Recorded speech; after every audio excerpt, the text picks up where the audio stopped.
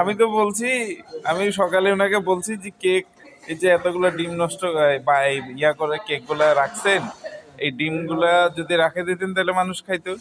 আর যদি ডিম দিয়ে কেক বানাইছেন তাহলে এক কাজ করেন, আপনার দুপুরে ভাত বন্ধ, আপনি যতগুলো লোক আছে সবাইকে নিয়েই।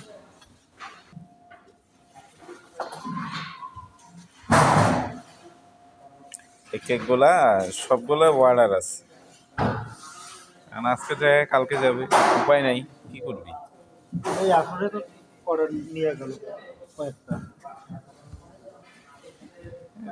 দয়াল নিয়ে গেল, হোক কয় প্যাকেট হচ্ছে।